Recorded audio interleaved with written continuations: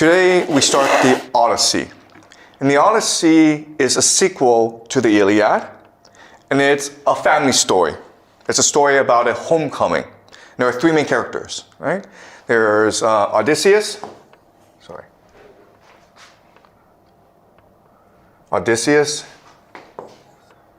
who is the main character, and this is why it's called the Odyssey. Then there is Penelope, who is his wife, and there's Telemachus, who is their son. And as we discussed when we read the Iliad, Homer is first and foremost concerned about the human condition. What does it mean to be human? What does it mean to live in a world of war, of trauma, of tragedy? And how can we overcome this adversity? So the Odyssey is about three individuals in a family, and they're all traumatized, and they're all heartbroken. Okay? So Odysseus is trying to return home from the war, and his problem is that he has PTSD, which is post-traumatic stress disorder. And this is very common for soldiers who return from war. They've seen so much violence, they've seen so much tragedy, they've seen so much senseless death that their souls are shattered. And that is Odysseus' problem. Then you have Penelope, who's suffering from depression. And why is she depressed? Because her husband has been away for 20 years. And she doesn't know if he's alive or he's dead. He's probably dead, right? It's been 20 years. There's been no sign of him for the past 20 years. But she cannot bring herself to admitting that he's dead. So she's put herself in a very precarious situation. There's dozens of suitors who want her hand in marriage. And she wants to say no, but she's afraid that if she does that, then she'll be alone for the rest of her life. But she doesn't want to say yes because she refuses to admit that her husband, the love of her life, Odysseus, is dead. In her heart, she feels that he's still alive, but in her head, she cannot justify it. She cannot explain it. It's just a feeling in her, okay? And so her response, and this is what we call cognitive dissonance, her response is just to shut down, okay? She just spends all her time alone in her room. At first she's weaving stuff, but then she just sits in her room, right? And then there's Telemachus. Telemachus, his problem is that he doesn't know if his father is dead or alive. But the man is a legend. This is a man who won the Trojan War by coming up with a stratagem of a Trojan horse. Okay, so he is a legend in this world, and everyone sings his praises. And he's his son, so he's living in his shadow, okay? And he wants to prove he's better than his father. He wants to become a hero himself, but he's being burdened by the legacy of his father. The other issue is that unless his father is dead, he cannot inherit his father's legacy, right? The property, the reputation cannot be transferred to him. Then there's his mother who's just sitting around the house every single day. If she were to get married, she would leave and then he could be master of his own house, right? But she's still around, so he's kind of stuck. At the same time, the suitors are waiting for Penelope's answer, which is never going to come. So they're just in the house and they're eating up all his wealth. So he is just seeing his life wither away, and there's nothing he can do about it. All right? So he is just depressed as well, and he's angry. But, all these things are the same thing. It's really one of cognitive dissonance. It's really one of depression. It's really one of trauma. All right, so there's another way we can analyze what's going on and to think about the soul. And the soul is something that the ancients were really concerned about because it was really the most fundamental issue of what it means to be a human being. It's something that we don't talk about today, something that we don't think about today because we live in a world of material science. If we can't see it, it doesn't exist. But for most of humanity, for most of human history, humanity has understood the soul as very present and as very real and the most significant thing in our lives. Okay? So the soul that they understood, let's talk about their understanding of the soul. And this is true for a lot of cultures. First of all, the soul is a very complex thing. Okay? It is almost infinite dimensions. There are different layers to the soul. And there's really a part of the soul that is you. Okay? That's just you, the person. But who you are as a person is ultimately influenced by other influences as well, by other factors as well, okay? So these influences include your family, okay? Your culture, the history, and maybe the gods, okay? So again, there are infinite dimensions, and these dimensions have an impact on you. And maybe when you die, maybe there's a part of you that lives on, okay? But there's also parts of you that flows back into these different streams of the universe. Okay, so it's a very complex thing. Now, the soul, another name for the soul that we use today, if you go to psychology class, their name for the soul is the worldview. Okay? So we have a much more simplistic understanding of our psychology than the ancients. The idea of the worldview is just our understanding of who we are, where we came from, and our place in the universe. Okay? And we believe it comes from our memories and our experiences. Okay? And the worldview is important because it allows us to understand ourselves. This is important for things such as planning, right? Only if you know who you are can you actually plan ahead, because then you know what you want to do, what you want to accomplish, okay? It allows for empathy, building relationships with others, okay? And it allows for judgment. Basically, what's good, what's bad? What do you like? What don't you like? Okay? So the worldview and the soul are fundamental to who we are. Now, in psychology, what they will teach you is that trauma splinters the worldview. Okay? There's something about your experience that is fundamental to your identity, but because it is so painful, you forget about it, or you refuse to see it. And this causes a rupture in your identity, in your coherent sense of the world, which destroys your worldview, okay? And this leads to depression. What is depression? Depression is the inability to act and to think, okay? You don't know what you want to accomplish. You don't trust yourself. You don't know what you like. And so what are the symptoms of depression? You sleep a lot, or you find no pleasure in anything.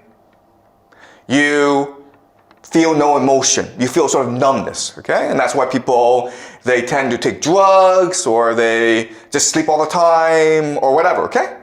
All right, because you're unable to act. And that's exactly what's happening to Odysseus, Penelope, and Telemachus.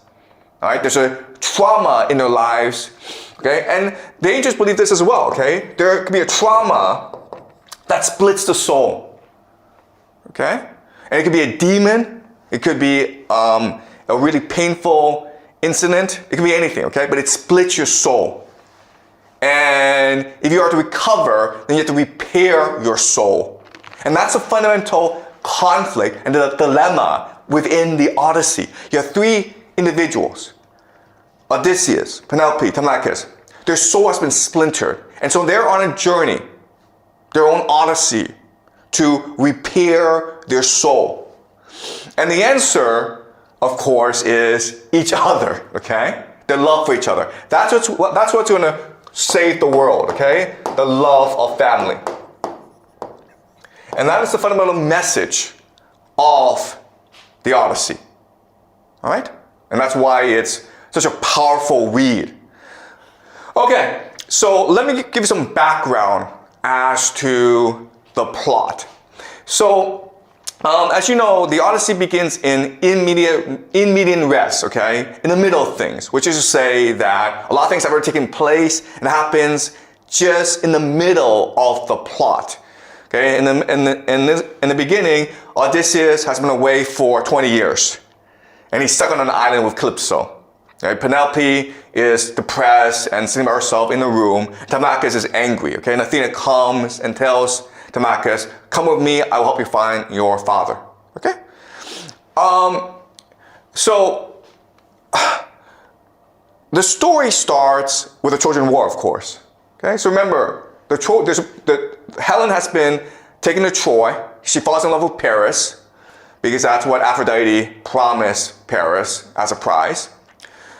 And now her husband, the king of Sparta, Menelaus, and his brother Agamemnon, the king of kings, are like, we're going to raise an army and we're going to get back Helen. Okay, and this is prophesized. This is to be the greatest war in human history. It will make mortals into gods, right? That's why Achilles enters this war, because this is the opportunity for him to prove that he is the greatest warrior in all of human history, and that's why he goes to Troy.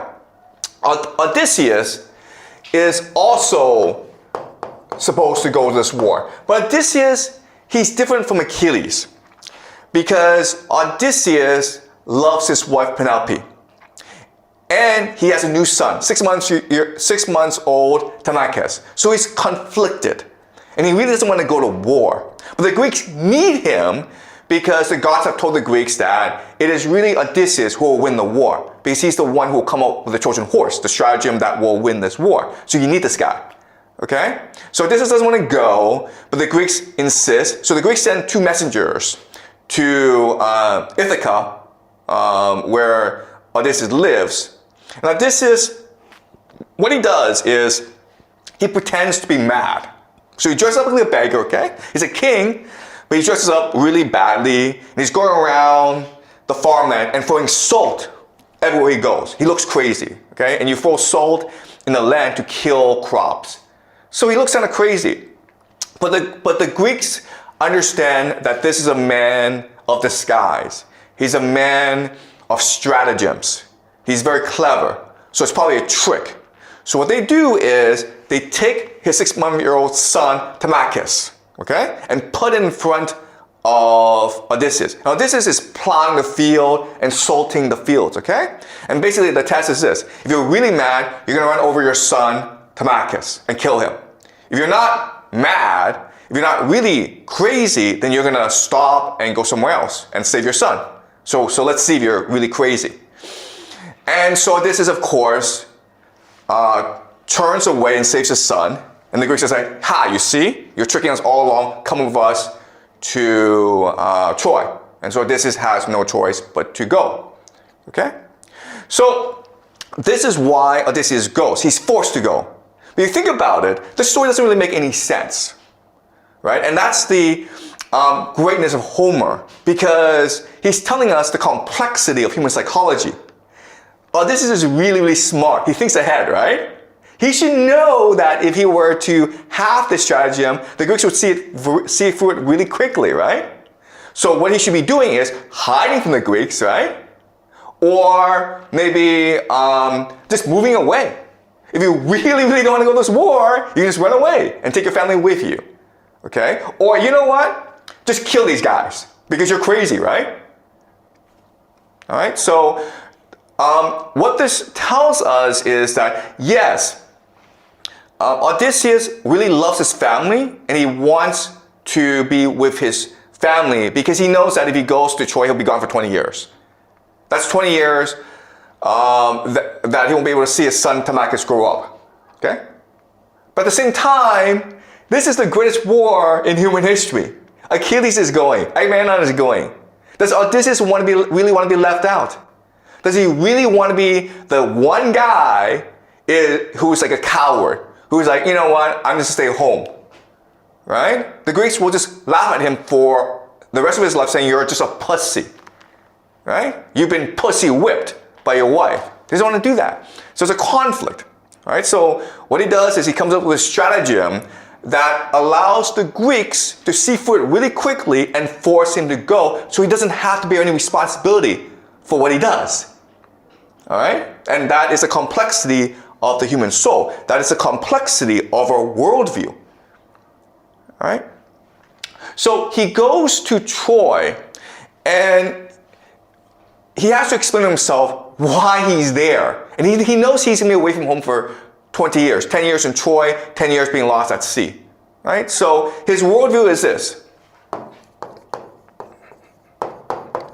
Why am I here in Troy? Well, the first reason is just justice. Right? This is a just war because the Trojans stole Helen.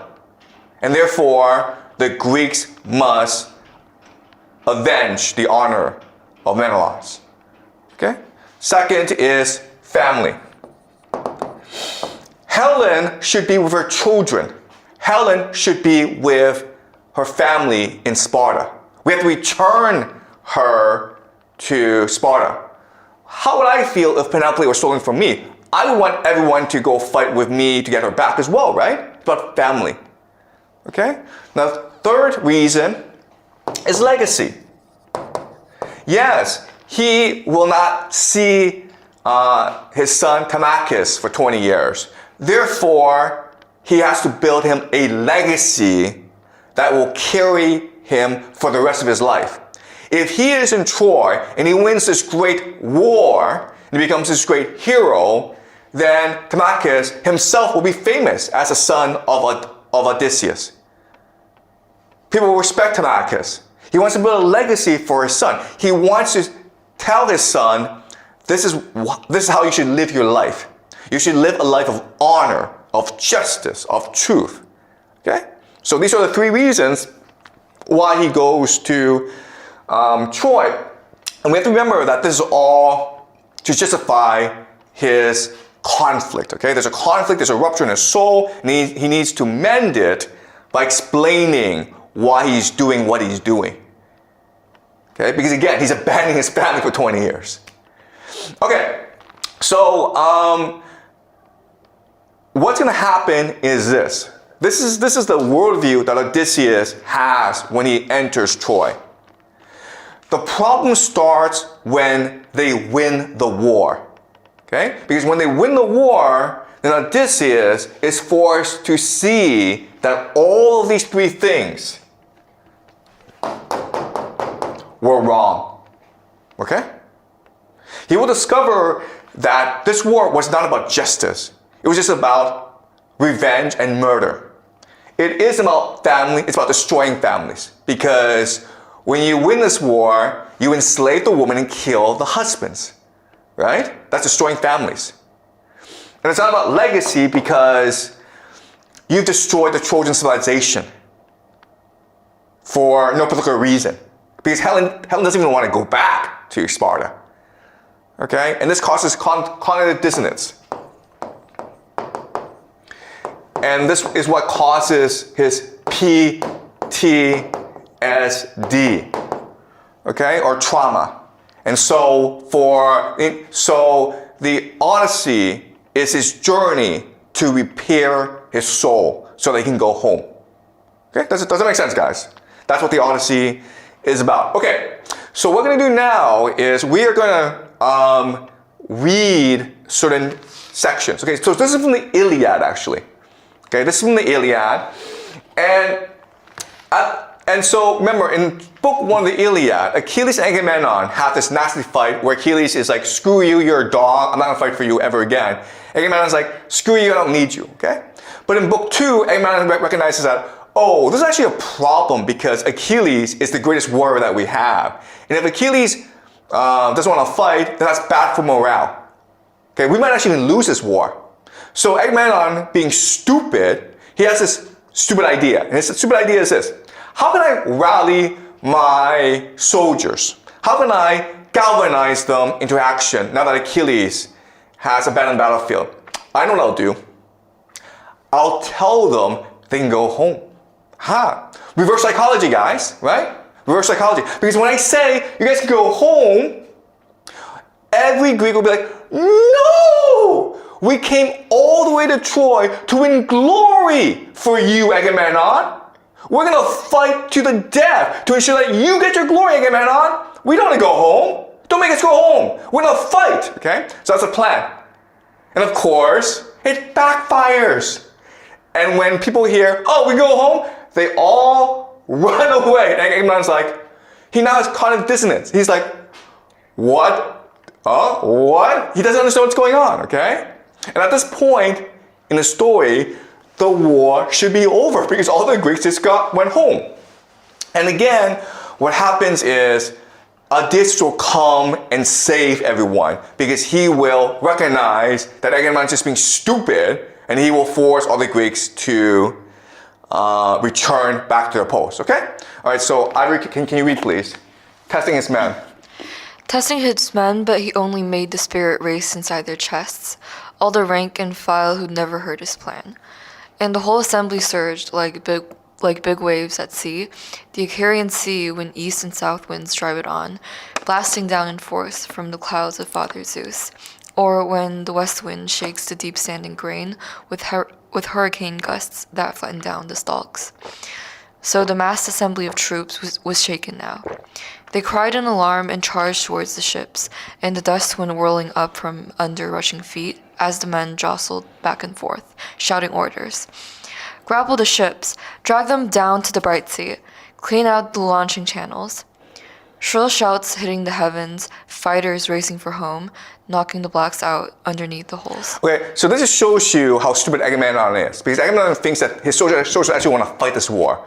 But all the soldiers are homesick. They're sick of this stupid war. They don't even know why they're in this war. Okay? So the moment that Agamemnon says, you guys can go home, they're all like, we're going to get home as soon as possible. Okay? They missed your wives, they missed your children. All right?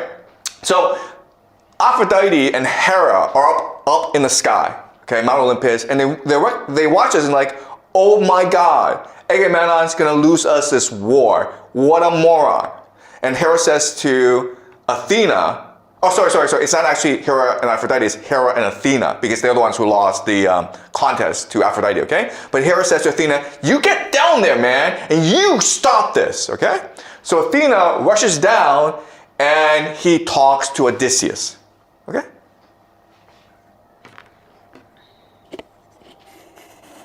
All right, can you read? And now they might have won their journey home, the men of Argos fighting the will of fate. Yes, if Hera had not alerted Athena. Inconceivable. Child of Zeus, whose battle shield is thunder, tireless one, Athena. What, is this the way? All the Argives flying home to their fatherland, sailing over the seas broad back, leaving Priam and all the men of Troy a trophy to glory over, Helen Argos, Helen for whom so many Argives lost their lives in Troy, far from native land. Go, range the ranks of Achaeans armed in bronze. With your winning words, hold back each man you find. Don't let them haul their rolling ships to sea. Okay, keep on reading. The bright-eyed goddess Pallas lost no time.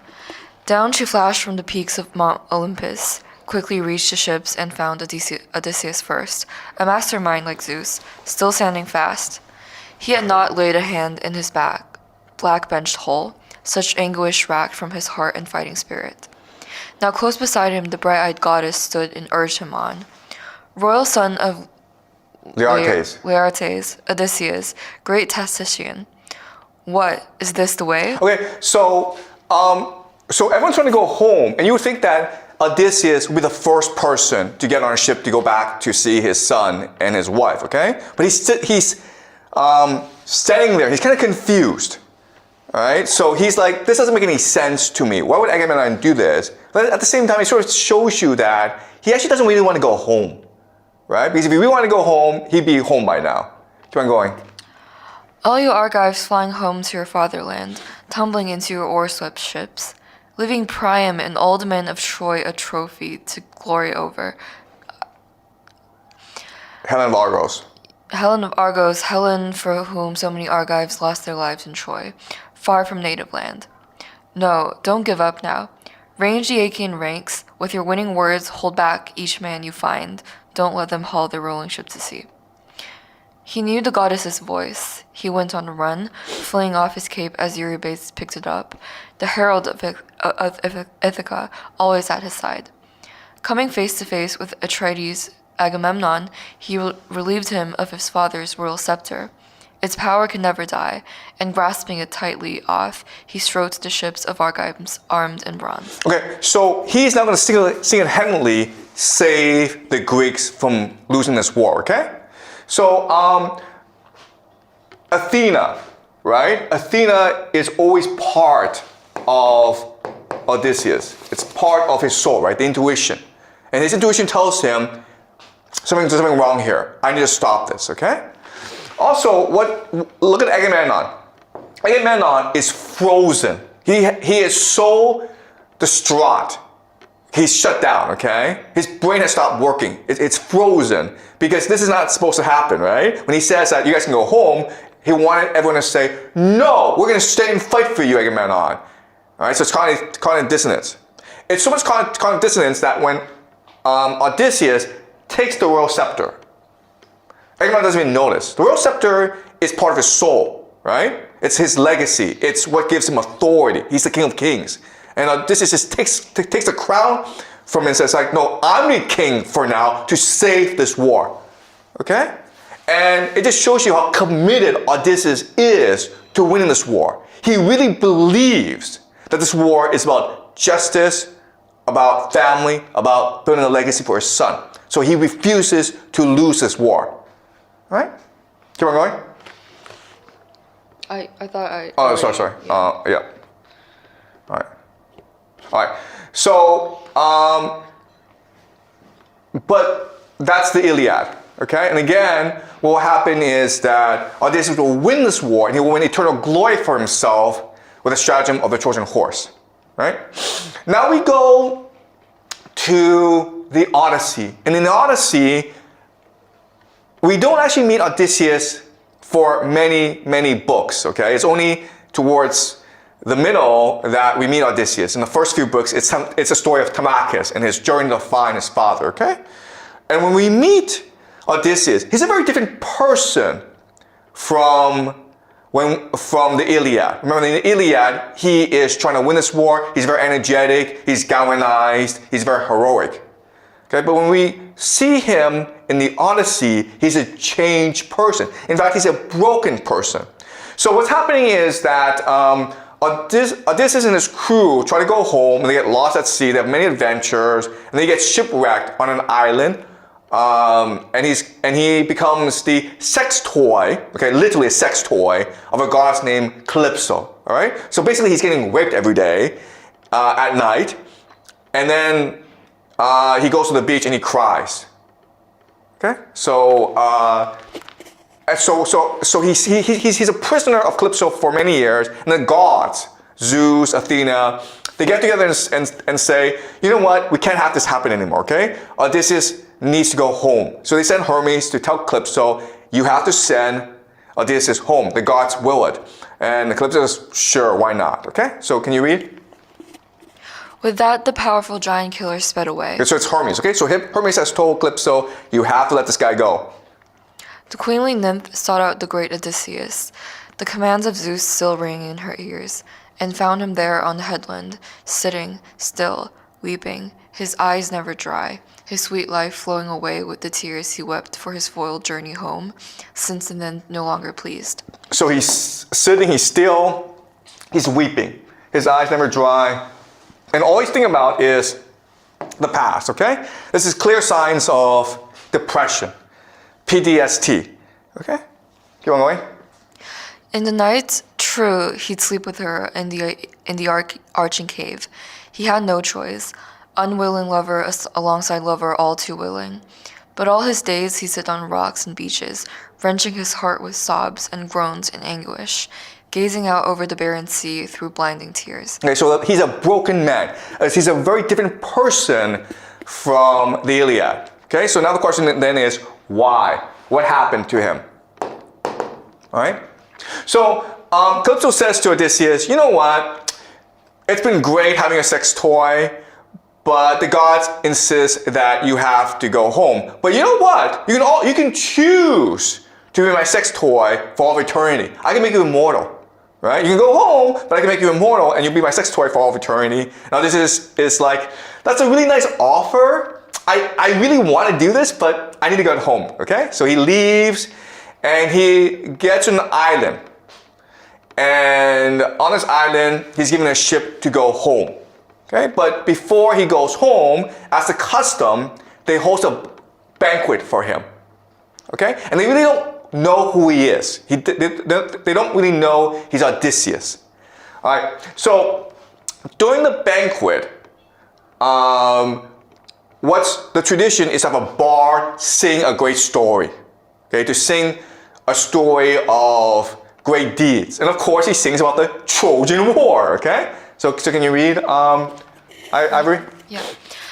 The strife between Odysseus and Achilles, Peleus' son. Okay, so the bard is singing about the Trojan War, okay?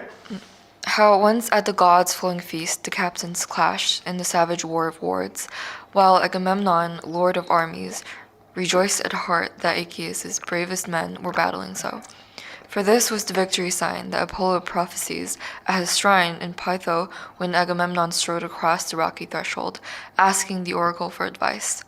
The start of the tidal waves of ruin tumbling down on Troy's and Aeacus' forces, both at once, thanks to the will of Zeus who rules the world.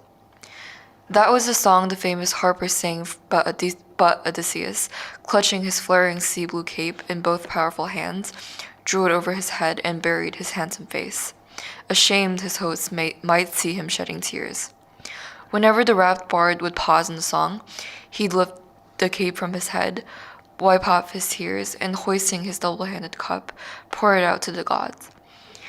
But soon as the bard would start again, impelled to sing by Phaeacius' lords, who reveled in his tale, again Odysseus hid his face and wept. Okay, so there's this great banquet, and the bard is singing about the Trojan War. And at this point, you think that Odysseus would be like, hey, that's me, man. He'd be very proud.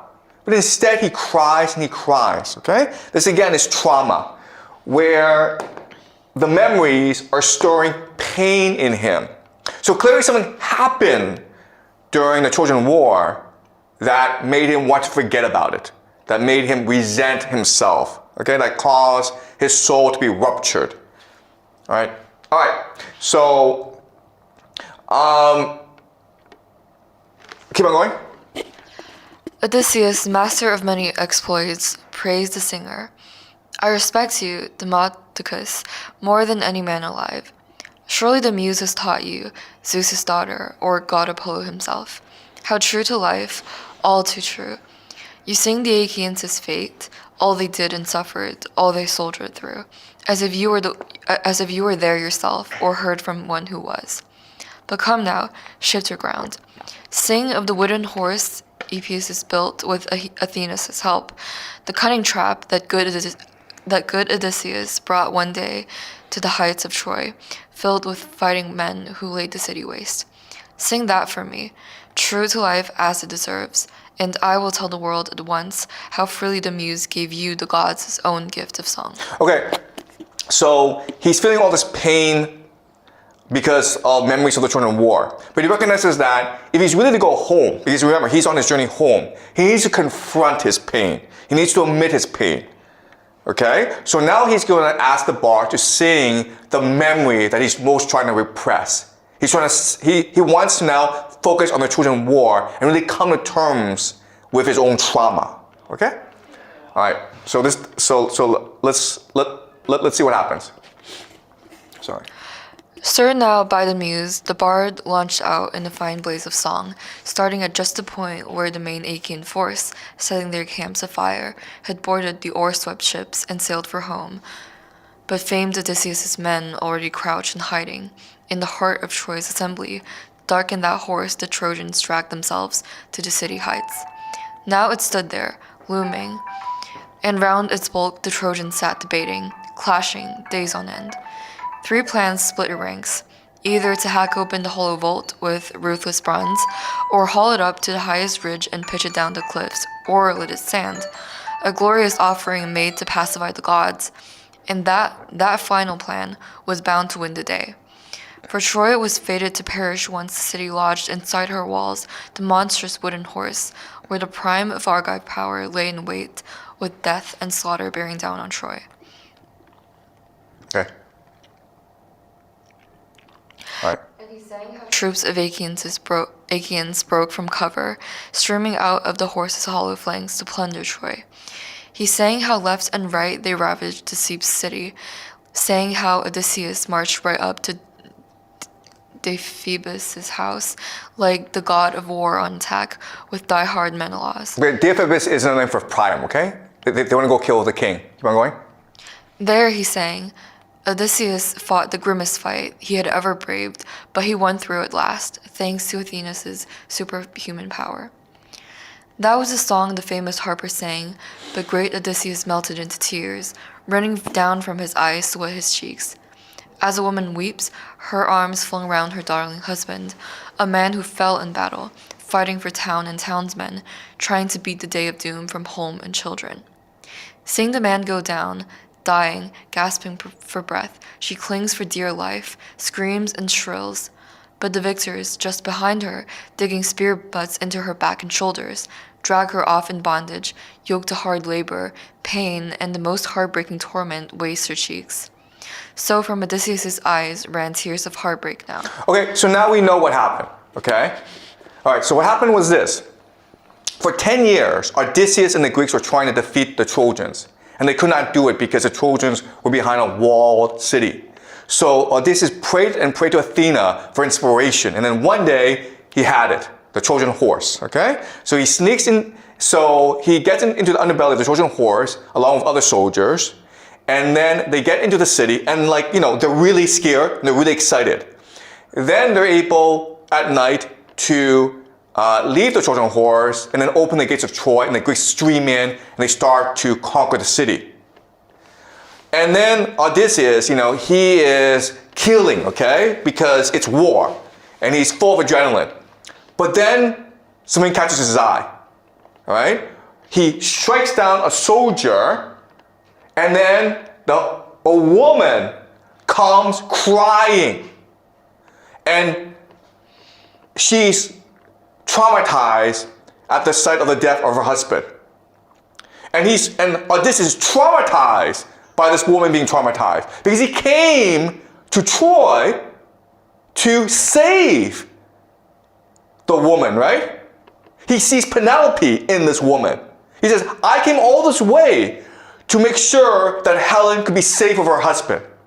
And now he just recognized that I just killed someone's husband. But not only that, but the Greeks come and they take her off to be enslaved. So he, by winning this war, has destroyed every single family in Troy. He's caused the suffering of thousands and thousands of women and children. And that is what he sees for the first time, okay? For the longest time, he believed that he was here to fight for justice, to save families, to leave a legacy for his son Telemachus. And now he recognizes, no, this is not a just war. I'm destroying a civilization. This is not a war about family. This is a war about destroying families. And what legacy am I leaving my son? How will my son feel if he knows how I destroyed families like ours? And this causes trauma in him. It splits his soul. And it drives him crazy, basically. And that's a conflict, the central conflict in the Odyssey. Having done so much evil, how can you go home? How can you repair yourself? How can you mend your soul and repair your worldview so that you can live for your family? Okay?